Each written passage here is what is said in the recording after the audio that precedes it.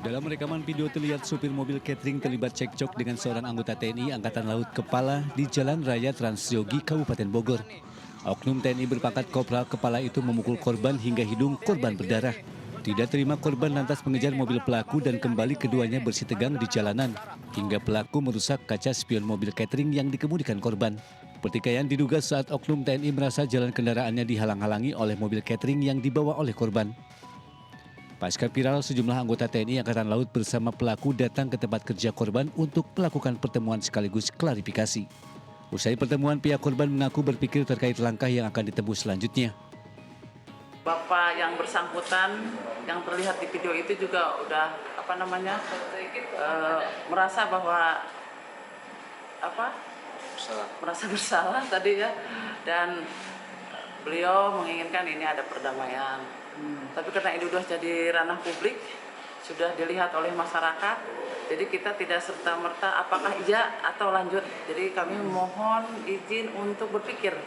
Tadi saya juga sudah tanya Alvinnya seperti apa keinginannya, dia minta waktu. Sementara pihak TNI Angkatan Laut belum memberikan pernyataan ke media terkait peristiwa tersebut. Dari Kabupaten Bogor, Jawa Barat, Cahya Cupriyatna, iNews melaporkan.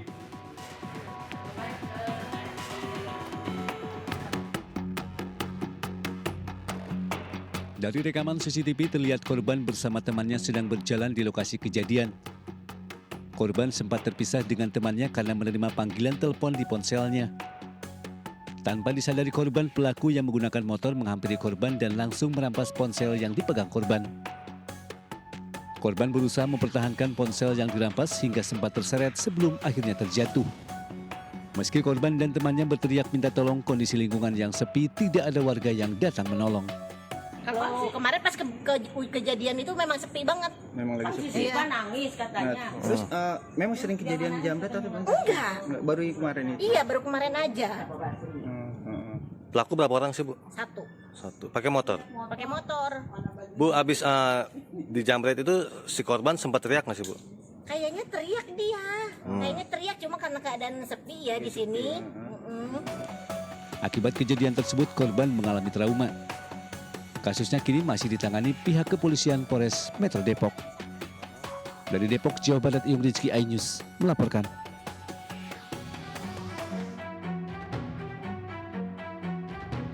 Nasib sial dialami seorang ibu. Saat sedang berjalan kaki menuju warung, tiba-tiba saja kaki kanannya terperosok ke sela-sela lubang penutup saluran air di kawasan Batu Ampar, Kramat Jati, Jakarta Timur pada Rabu sore. Karena kakinya tak bisa dikeluarkan, korban menjadi panik dan mengeluh kesakitan lantaran lubang yang menjepit kakinya tersebut cukup kecil. Tim damkar yang sudah sampai di lokasi langsung berupaya meregangkan penutup saluran air yang terbuat dari beton dengan linggis. Setelah hampir 30 menit, petugas damkar akhirnya dapat mengeluarkan kaki korban dari jepitan lubang saluran air. Dalam proses evakuasi ini, sedikitnya 4 petugas damkar dikerahkan ke lokasi. Sebelumnya, korban mengaku ia tidak melihat adanya sela lubang di saluran penutup air sehingga terperosok. Dari Jakarta, Rio Manik, iNews melaporkan.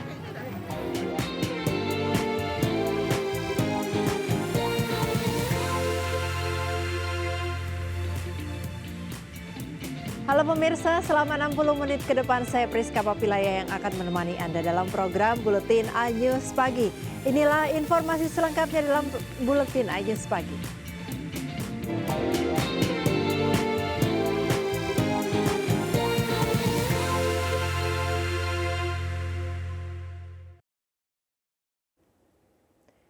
Dalam kasus mayat dalam koper, pelaku pembunuhan dan korban sempat terekam kamera CCTV. Keduanya terlihat masuk ke sebuah kamar hotel di Bandung, Jawa Barat. Namun saat keluar hotel, hanya pelaku seorang diri membawa koper berisi jasad korban. Inilah detik-detik pelaku dan korban masuk ke dalam sebuah hotel di kawasan Cicendo, Bandung, Jawa Barat. Pelaku masuk bersama korban ke dalam sebuah kamar pada Rabu pagi. Kemudian pada hari yang sama, jelang malam pelaku keluar kamar seorang diri membawa koper berwarna hitam yang ternyata berisi jasad korban. Dari Jakarta, Helmi Sejangbati, iNews melaporkan. Kita ke informasi selanjutnya pemirsa, diduga ugal-ugalan mobil minibus menabrak sejumlah sepeda motor milik pelanggan Sate Taichan yang terparkir di bahu jalan di Jalan Pramuka Cempaka Putih, Jakarta Pusat. Video rekaman detik-detik kecelakaan tersebut kini viral di media sosial dan mengundang beragam reaksi netizen.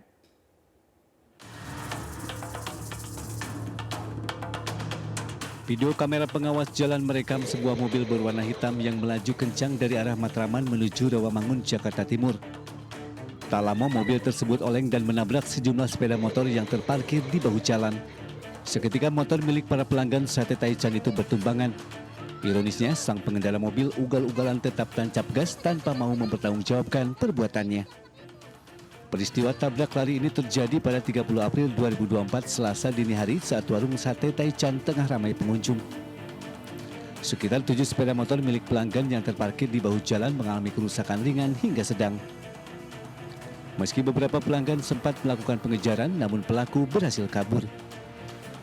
Pencurian di Bogor, Jawa Barat terus saja terjadi. Tidak tanggung-tanggung, pelaku membawa kabur 2 sepeda motor milik penghuni kontrakan yang berada di Sindang Barang Jero, Bogor, Jawa Barat.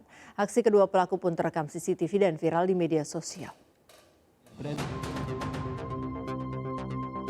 Dalam rekaman CCTV yang beredar di media sosial, terlihat kedua pelaku masuk halaman depan kontrakan setelah menjebol gembok pintu gerbang kontrakan.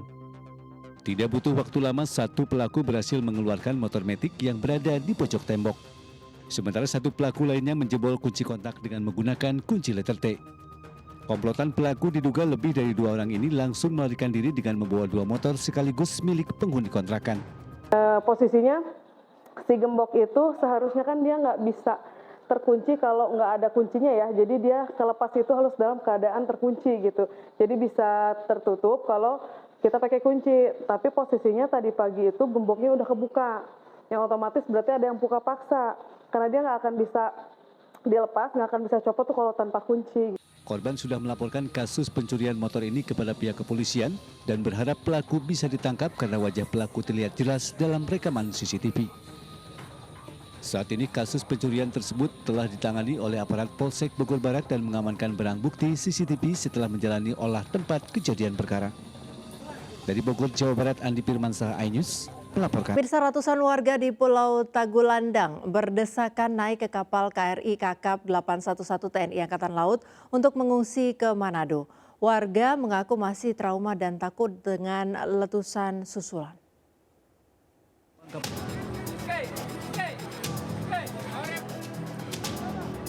Ratusan warga yang sudah menunggu di Pelabuhan Tagulandang langsung berdesakan naik ke kapal KRI Kakap 811 milik TNI Angkatan Laut begitu kapal bersandar.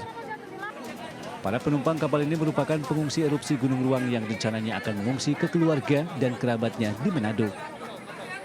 Salah satu pengungsi asal desa Pumpete mengaku rumah yang ditinggalinya telah hancur diterjang material debu dan batu vulkanik Gunung Ruang, sehingga mengungsi di desa Bale Humara. Namun aktivitas gunung masih tinggi sehingga ia terpaksa berangkat ke Manado. Om ini rencana mau kemana? Ke Manado, Pak. Manado. Kenapa kok sampai meninggalkan Pulau Tagulandang? Iya, karena sudah rusak, sudah tidak ada tempat hunian lagi. Terpaksa kami harus mengungsi dulu. Sejak tanggal 30 April lalu ada 699 pengungsi yang diangkut KRI Kakap. Sampai tadi malam kita sudah mengevakuasi sekitar 669 pengungsi. Itu yang dibawa KRI Kakap. Kami belum monitor yang di kapal-kapal yang lain, namun dari Angkatan Laut sudah mengevakuasi 699 pengungsi. Ratusan warga Pulau Tagulandang ini akan dibawa ke dermaga Satpol Samuel Langguyu TNI Angkatan Laut Kota Bitung. Dari Manado, Jeffrey Langi, iNews melaporkan. Ribuan rumah di Kecamatan Tanah Kampung, Kota Sungai Penuh, Jambi telah 3 hari terendam banjir.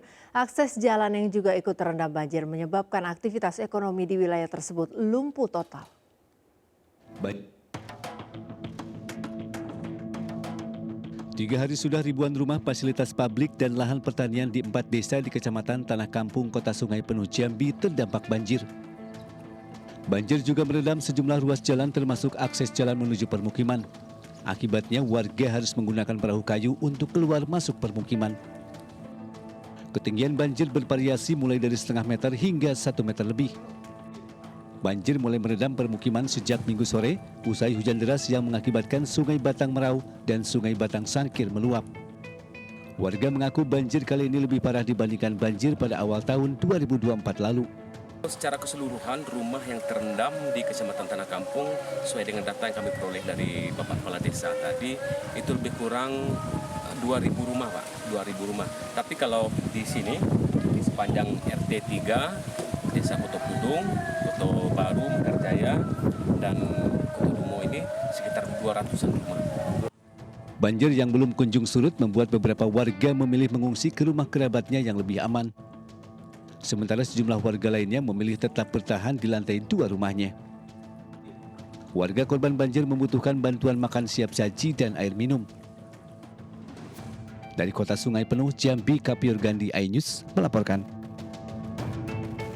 Unjuk rasa buruh memperingati Hari Buruh Internasional di kawasan Patung Kuda MH Tamrin, Jakarta dimanfaatkan PKL untuk mencari untung. Namun para pedagang malah terlibat kericuhan dengan Satpol PP yang melarang mereka berjualan di lokasi unjuk rasa.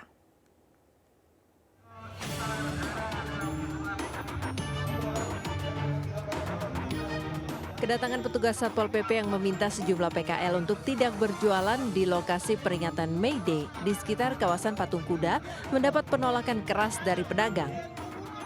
Pedagang menolak ditertibkan dan pindah berjualan dari lokasi tersebut.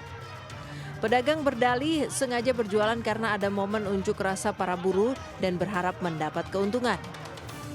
Bahkan pedagang yang emosi akhirnya nekat mengusir petugas Satpol PP.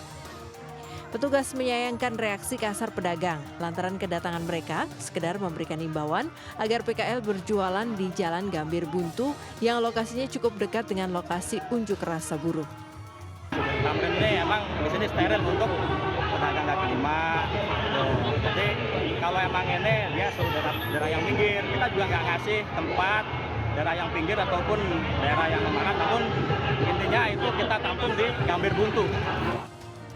Dari Jakarta, Rani Sanjaya, iNews melaporkan.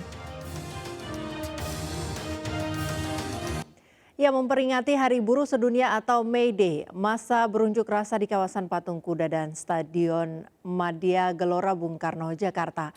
Masa yang berdemo menyuarakan aspirasi penolakan Omnibus Law Cipta Kerja dan menuntut penghapusan outsourcing.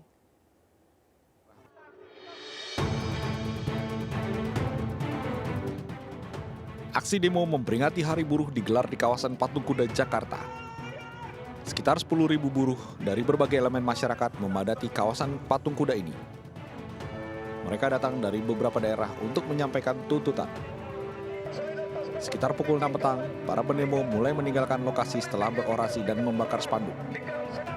Kobaran api yang membakar spanduk langsung dipadamkan aparat kepolisian yang berjaga. Sementara itu, aksi serupa juga dilakukan buruh di kawasan Stadion Madia Gelora Bung Karno.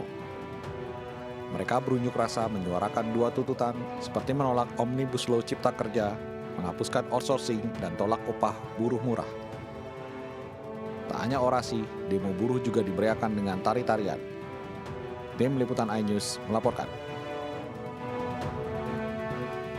Kericuhan mewarnai aksi demo memperingati Hari Buruh di sejumlah daerah. Di kantor Gubernur Jawa Tengah, petugas menembakkan water cannon untuk meredam aksi massa gabungan buruh dan juga mahasiswa. Di Goa, Sulawesi Selatan, adu pukul nyaris terjadi antara polisi dan mahasiswa yang berusaha menutup badan jalan.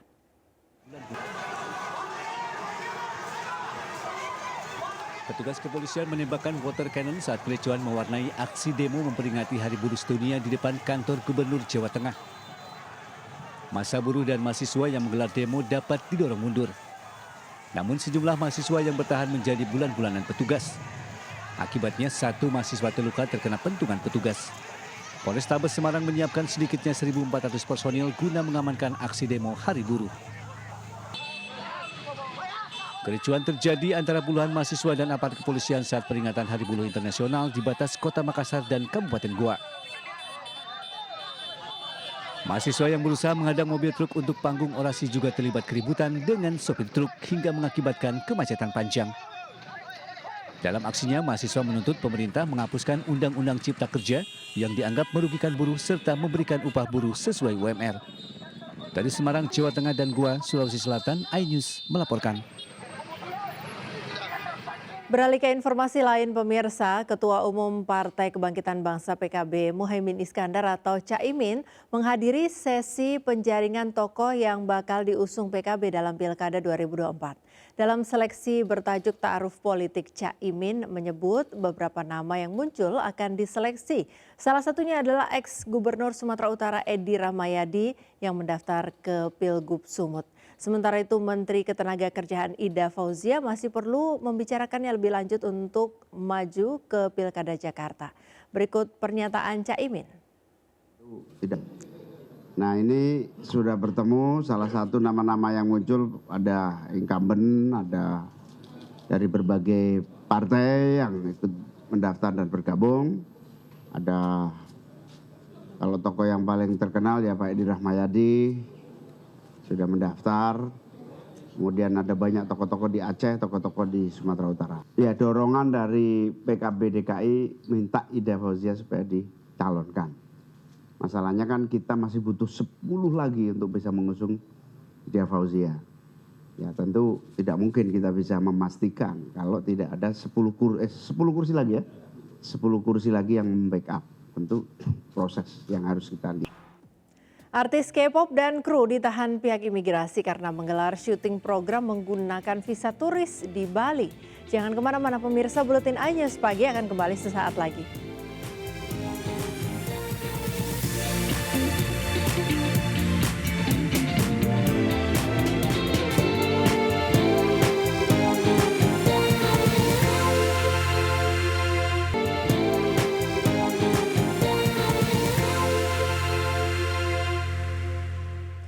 Artis K-pop dan kru ditahan pihak imigrasi karena menggelar syuting program menggunakan visa turis di Bali.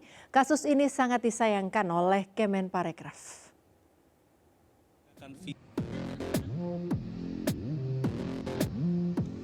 Artis K-pop dan kru berkebangsaan Korea Selatan diduga melanggar aturan keimigrasian karena melakukan syuting dengan menggunakan visa turis di Bali. Kasus viral ini menyeret para pemain reality show My Way Package Season 2. Pick Me Trip in Bali. Mereka yang ditahan diantaranya Dita Karang dari Secret Number, Hyoyeon, SNSD, Bomiyeon Aping, mantan member EOE, dan aktris Lim Na-yeon, serta penyiar Choi Hee. Terkait peristiwa tersebut, Kemenparekraf mengimbau agar siapapun yang berkunjung ke Indonesia harus mengikuti prosedur yang berlaku dengan baik. Saya pikir pasti mereka-mereka yang mau melakukan film syuting itu kan punya mitra di Indonesia kan, gitu ya, atau dia ke kedutaan. Nah informasi ini yang saya pikir harus disampaikan betul, ada prosedur. Tentu kita menyambut baik, tapi kan tetap prosedur adalah prosedur, gitu ya.